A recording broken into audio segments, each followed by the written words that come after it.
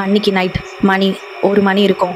Operation தியேட்டரில் ஒரு பேஷண்ட்டுக்கு ஆப்ரேஷனை முடிச்சுட்டு ரொம்ப சோகமாக வருத்தத்தோட அந்த டாக்டர் வீட்டுக்கு போகிறதுக்காக லிஃப்ட்டை நோக்கி நடந்து வந்துட்டு இருப்பாரு.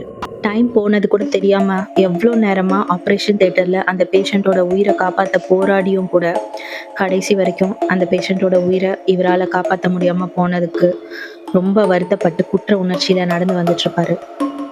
அப்பதான் லிஃப்ட்டில் ஏற்கனவே ஒரு பேஷண்ட் அங்கே நின்றுட்டு இருக்கிறத பார்ப்பாரு.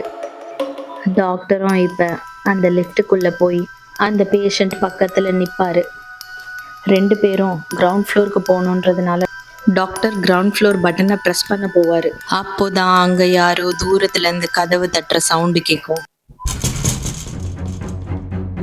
லிஃப்ட் பட்டனை ப்ரெஸ் பண்ண போன டாக்டர் அப்படியே ஸ்டன் ஆகி நிற்கிறாரு. ஏன்னா ஆப்ரேஷன் லேட் நைட் முடிச்சதுனால அவரை தவிர அந்த ஹாஸ்பிட்டலில் எந்த டாக்டரும் இல்லை. அப்புறம் இந்த கதவு தட்டுற சத்தம் கேட்குற ரூம் ஆப்ரேஷன் தியேட்டர் ரூம்.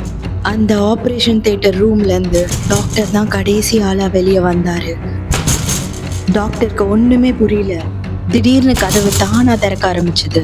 அதுலேருந்து ஒரு பேஷண்ட், ஒரு பொண்ணு அவள் வந்தா. அவள் லிஃப்ட்டை நோக்கி வேகமாக கிட்ட வந்தா. டாக்டர் வெயிட் வெயிட் அப்படின்னு சொன்னான்.